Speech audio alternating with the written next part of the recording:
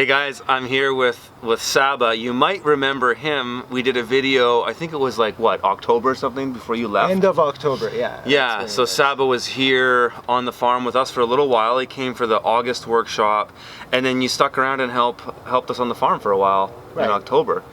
And he kind of went off and did some stuff. He's been to Sweden. He was in Germany.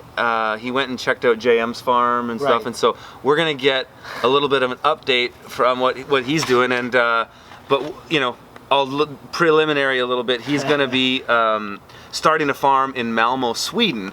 And when I was at Richard Perkins' place, I had like these 5 people from Sweden that were all talking about Saba, and I was like, how the hell do you know Saba? So anyway, Saba's on his way through here, Kelowna, and so he popped in for a little visit, and we're gonna talk shop. Yeah, exactly. So I don't know, where do I begin from? So when you left here? Yeah, I left here, and then in a couple of weeks I joined JM and his crew at La Ferme de Quatre Temps to kind of wrap up the season last year. And then I was supposed to kind of stay with them, but then that didn't work out. Anyway, the whole thing was amazing. I'm really grateful for having this opportunity to go and meet with him, work with him and his awesome crew. I learned a whole new lot of things there about like crop planning, sales targets, and from, I don't know, creating different types of calendars like for weed management, crop management and stuff like that. And then we were still, even though they were done planting most of the successions that they wanted to go through winter, I think we were still harvesting a lot of greens. Because that was in like November or something like that. It was in November, yeah. So I was there for a couple of weeks, and then from there I contacted Haley, who I met here at one of your workshops in August. That's right. Haley is a Canadian but lives in Germany. Hi, Haley. She's married to a German. Yeah. She came to our workshop here in August, and then you guys connected. Yeah, we connected, and then she invited me to go to Freiburg, Germany, where she lives with her partner, with who they just had a little baby. That's right, and they've got a fairly large organic farm there in Germany. They work at this huge organic / biodynamic farm, and I think now they're thinking of starting their own farm now that they have a baby and stuff. So anyway, the workshop was great. It was my first time doing a workshop outside of North America, I guess, or outside of Canada actually, and then that went well. And then a week after that, I got invited to do another workshop for a group of farmers in Sweden, hosted by the city of Gothenburg. Oh, this is in Gothenburg. We had a number of people from Gothenburg at our workshop at Richard Perkins. Yeah, and it's one of the strongest cities when it comes to urban agriculture scene in Sweden. Yeah, so the workshop was hosted through city of Gothenburg, through a collaboration with an incubator program called Stadsbruk, which essentially is a play of words meaning city farming. Oh, okay. And it's run by Cyril Gobert, who is a French entrepreneur who I think used to live in Paris and left Paris in search of a new kind of sustainable lifestyle and ended up in Sweden. So he started this with a couple of really cool folks there. And then anyway, so they invited me to go there. We did the workshop. The workshop was mainly about how to increase profitability of farms using microgreens. And this worked out there because I was coming from a cold climate too, and they kind of understood that, you know, if they want to, you know, without spending too much money, increase the profitability of their farm, something that they can grow all year round, they can kind of add microgreens to their line of products. Anyway, that went really well, and then from there it kind of just bounced off to a couple of workshops on a rooftop farm in Copenhagen in Denmark, and then from there I went to visit a market gardener who does JM style farming in the Alps in Italy. Oh wow. And then with him we did a workshop there too, and then on my way back to Montreal I stopped by to kind of say bye to my friend Cyril. Salut Cyril, ça va? And then he said, I want you to meet the founder of the company, and you know, before you go. So anyway, we go to this meeting, and then And then they're like, okay, cool. So you did your workshops. That was great. What else do you want to do? And I was like, yeah, I'm still in search of a piece of land. I got this great idea. I worked with Curtis and JM, and I really got inspired by, like what it takes to actually build a farming model where not only you can grow healthy food and make good money, but you can actually host young people to come and learn about profitable farming, Sure. and so they can go and replicate it in other places and kind of join the urban agriculture movement. And as I'm saying this, they're like, you just said exactly what the mission of our incubator program is. Oh, wow. And I was like, well, that's really cool. And next thing, they're basically putting papers in front of me. They're like, so what do you think of this? What do you think of that? And I'm like, wow. This is awesome. And all of a sudden, next thing, they're like, would you be interested in relocating to this city called Malmö? It's the third largest city in Sweden. It's like close to Copenhagen. It's like it's the like south 35 part of minutes Sweden. away from Copenhagen. Would you be interested in coming here and building a farm for our incubator? Because everything that we're doing right now is based on theory. So they're basically doing a lot of business training. They're helping these farmers to kind of build their entrepreneurial skills. Yeah. But then they don't have the actual physical farm model to showcase as a demonstration farm. Right. These are the ways that you can increase profitability of your farm or extend the season and whatnot. Yeah. And then I was like, sure, I mean, this is exactly what I wanted, and I kind of connected with them. They're really, really sweet people. And so now I'm basically waiting for my visa to go to Sweden and start this farm. So how hard is it going to be to get a visa? Well, they actually, so when I arrived in Montreal, I had an email in my inbox, and they had already filed an application through a Swedish immigration agency, and then it's a 2-year visa. It's going to be a renewable one. Right. And I don't know, I'm not really thinking. Yeah, I'm sure it's that, easy. The amount of immigrants they've let into that country, I'm sure. Right. Yeah. A person who's going to come and start a business is going to be like, okay, yeah, that sounds good. Yeah. Wow. So super stoked for that. So I'm gonna basically be designing and building a commercial scale micro farm right in the middle of the city on a 1,500 square meter plot. That's the same size as Green City Acres. Green City Acres, 15,000 square feet. What's that in acres again? 15,000 square feet is about a quarter acre.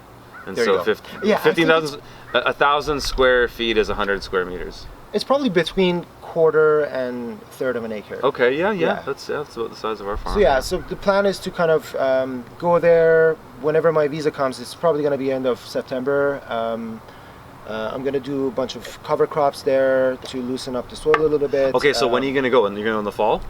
Yeah. Okay. Yeah. I want to make sure that we already put in some orders for a couple of caterpillar tunnels. I've sent a bunch of gear already over there, like a greens harvester, a jank seeder, and stuff like that. And then, so the plan is to do a cover crop and then go through the winter. They actually don't have much snow there, which is great. Yeah, I know. I was surprised actually. I was actually quite surprised how mild Sweden is in the winter. Yeah.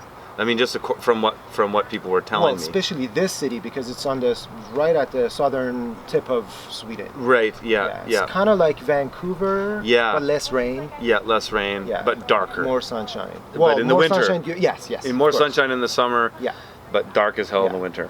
Exactly. So that's where we're actually gonna boost up the microgreens production. Yeah. And that's gonna be the first tool that I'm gonna have to go and meet chefs and introduce myself as a new farmer in the city, kind of meet with people in the community, and find out where we're gonna take it from there, and kind of do a market research, find out what their needs are, and then actually go and grow that for the 2000. I would have never imagined that would have happened. I mean, it was sweet when I was there. Europe is so different than North America.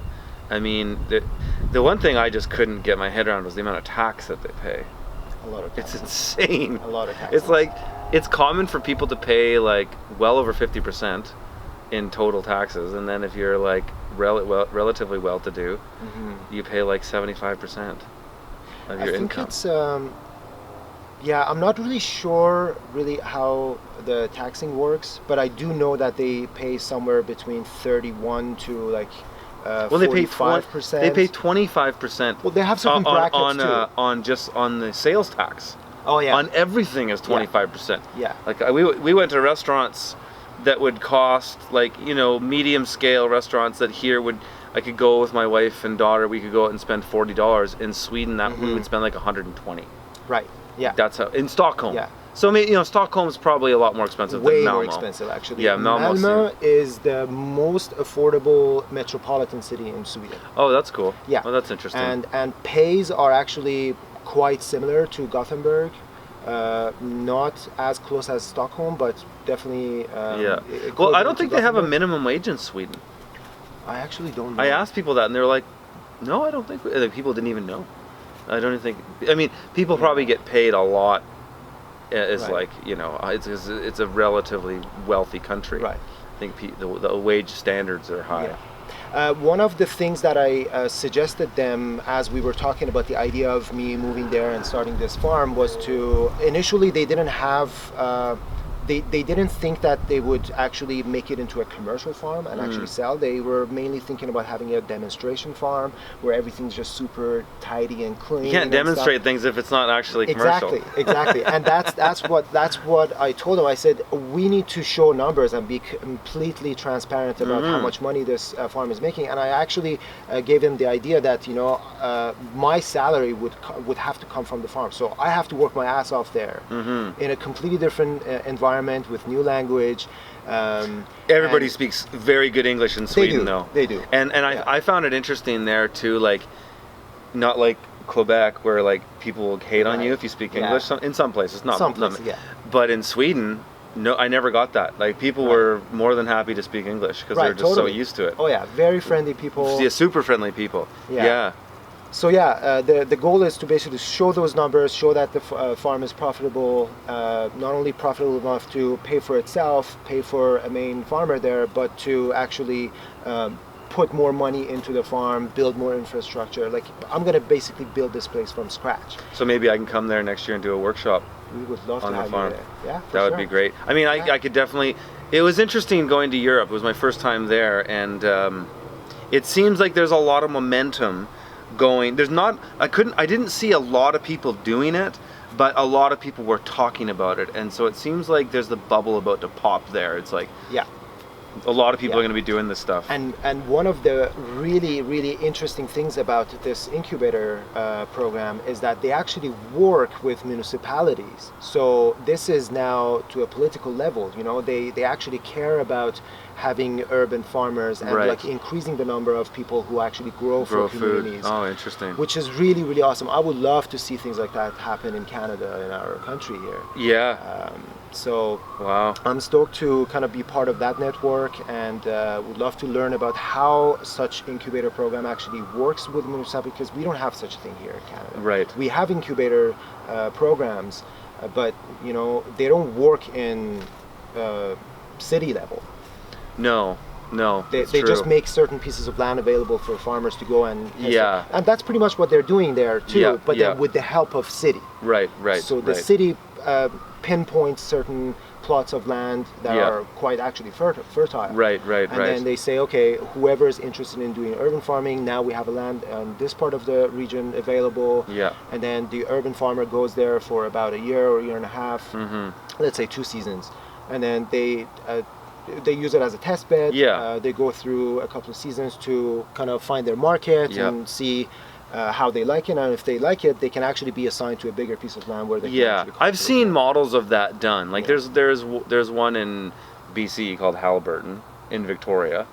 That one's been going for a long time. I've seen that done in the US in a few places too. I mean, you're smart to make it commercial, because these things always fail in time if they're not actually economically viable.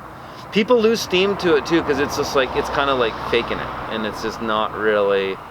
it's not that inspiring. It is for a while, but it's not that inspiring in the long run to be working on something that's not really actually viable. And you're teaching and people are, and you're showing people this, and it's like, well, I don't know if you can actually make money at this. We kind of got all this government money, and it's like, you know, it's not really, it's not real. So, oh, that's cool. Like we're losing light. So we'll leave it there. But if you guys want, if anybody is in Europe or Sweden and wants to connect with Sabo, I'll leave his Instagram in the show notes. You guys can check that out and follow his journey. And maybe I'll be out there for sure. Yeah, next year. I'll still continue with doing some mini episodes here and there on Instagram, and I mean, there's just going to be so much content building a farm from scratch. And I'm super stoked. Oh, that's going to be really fun. Yeah, and we will really be glad to have you over there. Oh, that'd be awesome. I have to. I'm gonna have to get it to a point where you know, it's kind of. It makes sense to do that. It makes sense to show it. Yeah, for sure. Awesome, dude. Well, thanks for stopping by. My pleasure. All right. Thanks for taking the time. Yeah. Cheers.